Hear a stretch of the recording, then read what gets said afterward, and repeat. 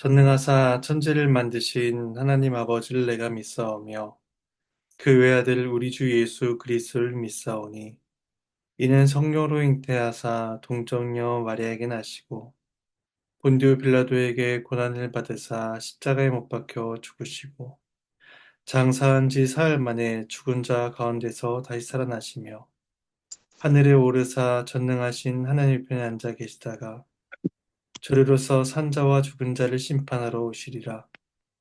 성령을 믿사오며 거룩한 공예와 성도가 서로 교통하는 것과 죄를 사해 주시는 것과 몸이 다시 사는 것과 영원히 사는 것을 믿사옵나이다. 네.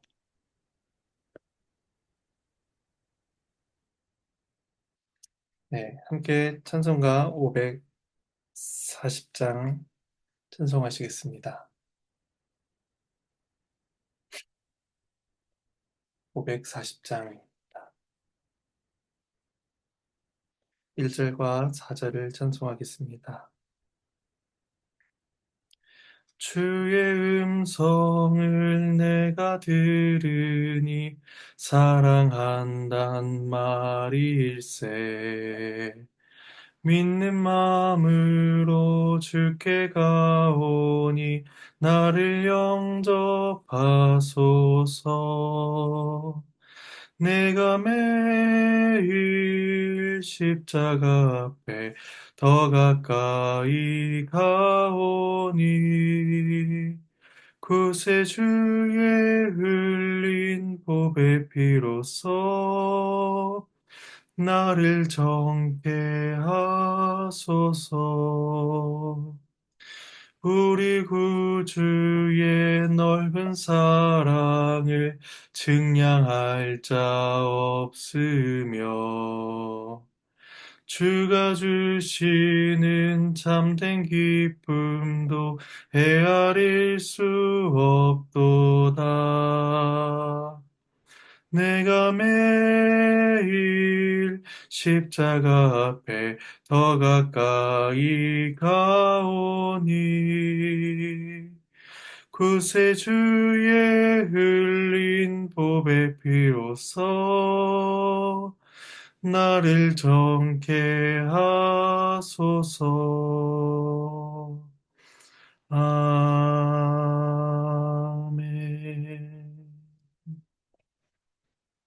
시간 잠시 기도하고 말씀을 나누겠습니다. 잠시 기도하시겠습니다. 하나님의 은혜에 감사를 드립니다. 오늘도 이른 아침에 일어나 주의 말씀을 살펴보게 하심에 감사를 드립니다. 오늘 말씀을 함께 읽으며 주님의 뜻을 구할 때에 성령께서 우리 가운데 조명의 은혜를 베푸사 우리의 생각과 마음을 깨우쳐 주시고 또 우리를 향하신 주님의 선하신 뜻이 무엇인지를 분별케 하여 주시사 우리의 삶에 그 말씀을 적용하며 살아갈 수 있도록 주께서 은혜를 베풀어 주시옵소서.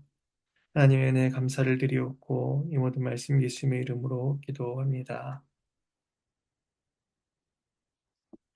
함께 주의 말씀을 살펴보겠습니다. 말씀은 말라기 3장 13절에서 4장 6절까지 말씀입니다.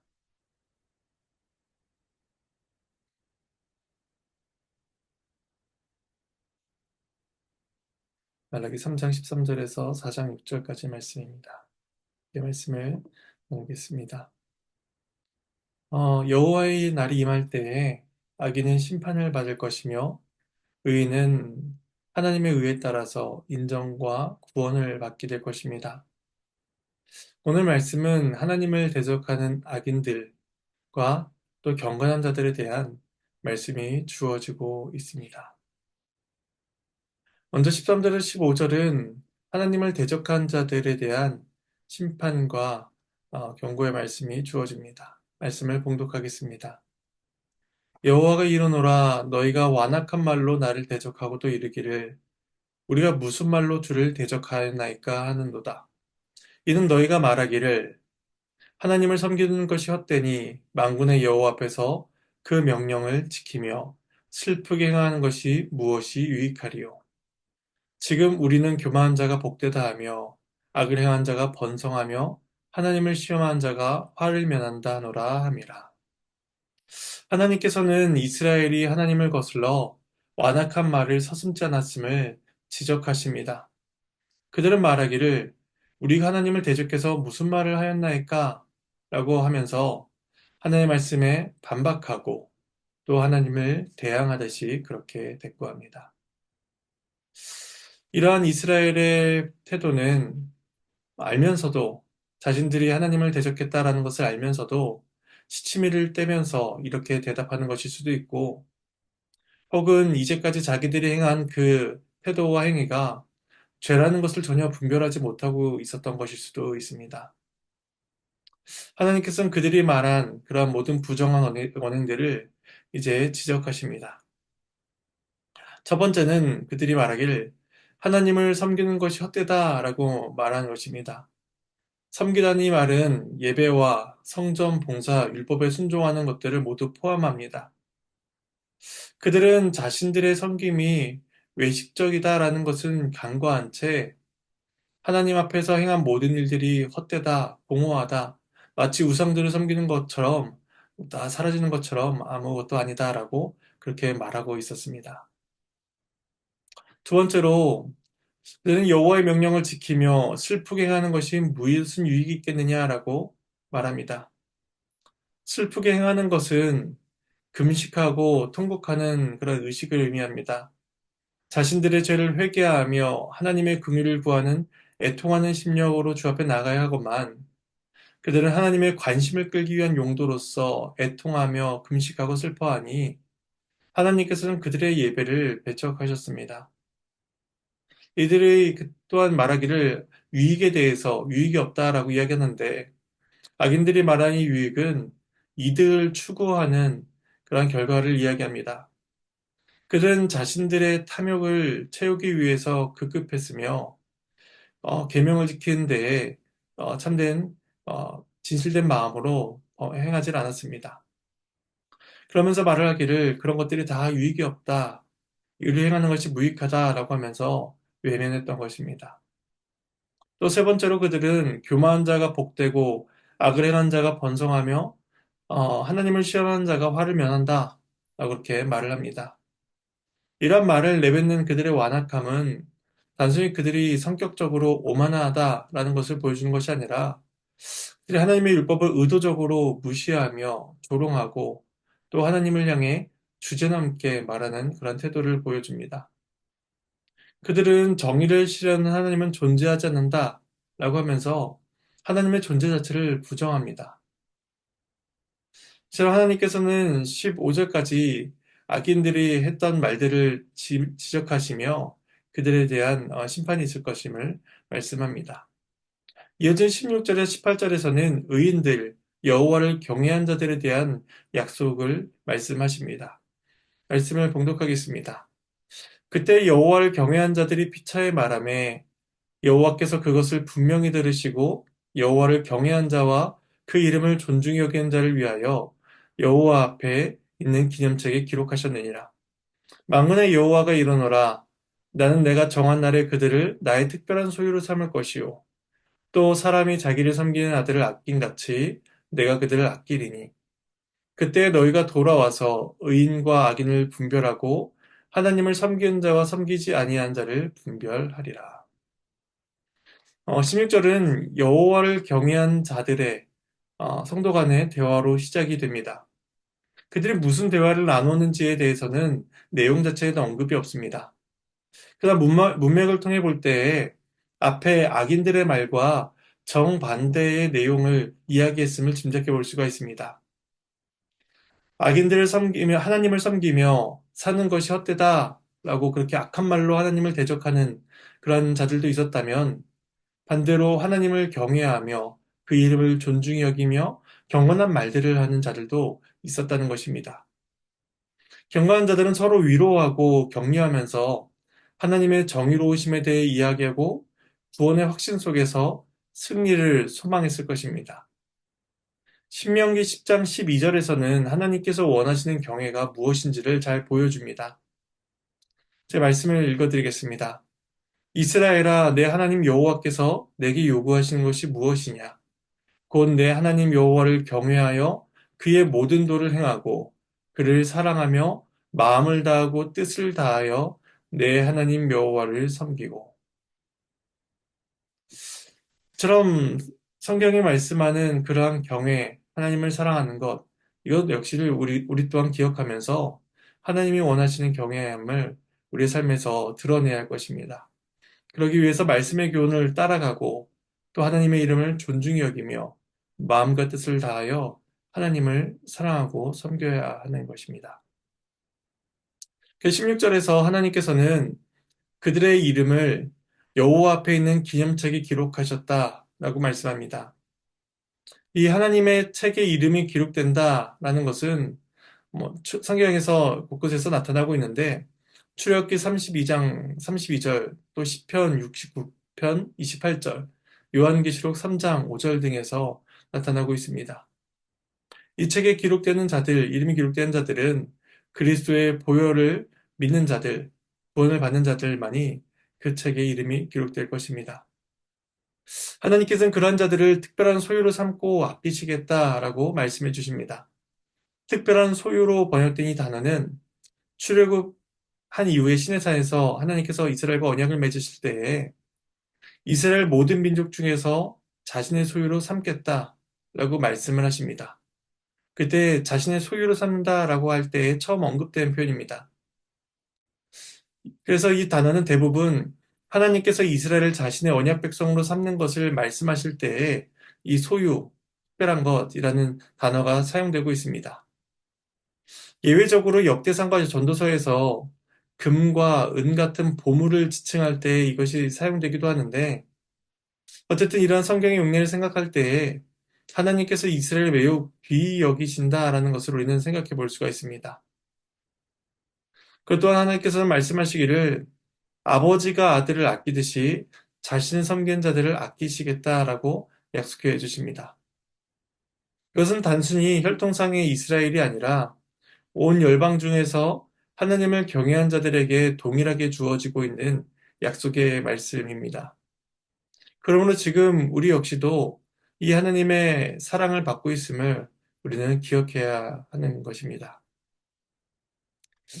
마지막 때의 의인들은 악인과 의인을 분별하면서 또 하나님을 섬긴 자와 섬기지 않는 자의 차이를 보게 될 것입니다.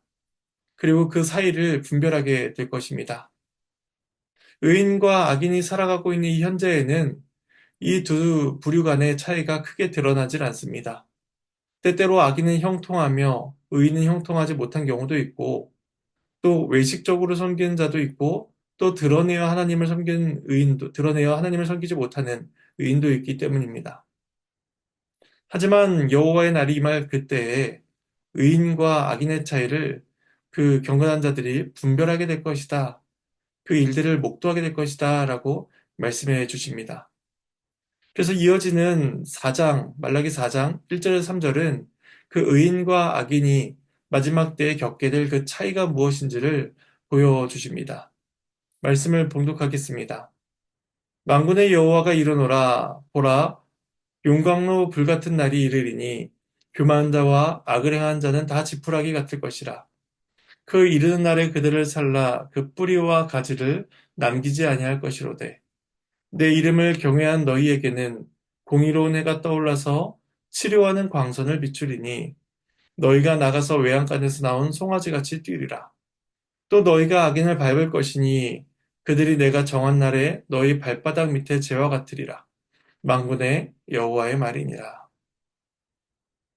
1절은 악인에게 임할 심판을 보여줍니다. 여호와의 날은 용광로 불같은 날로서 모든 것을 완전히 태워 아무것도 남지 않게 할 것입니다. 태워지는 그 대상은 교만한 자와 악을 행한 자들인데 그들은 지푸라기와 같아 금세 불살라 사라지고 만다는 것이죠. 또한 그들은 뿌리나 가지까지도 남김없이 다 태워지게 될 것입니다. 내 뿌리와 가지가 태워진다라는 것은 그들에게 아무런 소생의 가능성이 없음을 보여줍니다. 뿌리가 없으니 생명을 공급받을 수 없고 가지가 없으니 더 이상 접붙임을 할 수 없게 된 것이죠. 그리고 이어서 2절과 3절에서는 의인들을 향한 복이 선언됩니다. 하나님을 경외한 자들에게는 용광로에 불과는 다른 그런 의의 태양이 비추이게 됩니다. 의의 태양은 용광로에 불과는 규모면에서 비교가 되지 않습니다. 태양이 훨씬 크고 태양이 훨씬 강렬합니다. 그런데 용광로의 불이 악한 자들을 멸망시키는 불로서 작동했다면 의의 태양은 하나님을 경외한 자들에게 치료의 빛으로서 주어지게 될 것입니다. 여기서 중요한 것은 그 태양이 의의 태양이라는 것입니다. 태양이 떠올라 어둠을 밝히듯이 그 의의 태양은 이 땅 가운데 어둠과 슬픔, 불법을 물러나게 할 것입니다. 그리고 경건한 자들의 눈에서 모든 눈물이 씻기고 회복과 칭찬이 하나님께로부터 주어지게 되는 것입니다. 그때 의로운 광선이 이 땅 가운데 비출 때에 여호와를 경외하던 자들은 송아지가 우리에서 나와 기뻐하며 뛰노는 것처럼 하나님의 복을 마음껏 누리며 기뻐하며 감격하게 될 것이다 라고 이렇게 말씀해 주십니다. 그리고 3절에서는 최후 심판이 이루어질 때에 악인에 대해서 의인들이 승리를 얻게 될 것임을 또한 약속해 주십니다. 과거에 이 땅에서 악인들의 압제에 눌려 괴로워하던 의인들의 운명이 완전히 뒤바뀌게 되는 것입니다. 그때의 의인들은 악인들을 발로 짓밟게 될 것입니다. 이것은 살아생전에 이루어질 일을 말씀하시는 것이 아닙니다. 하나님께서는 그 마지막 때 여호와의 날에 1절에서 교만한 자와 악인들을 용광로 불에 완전히 태워버리겠다라고 말씀하셨습니다.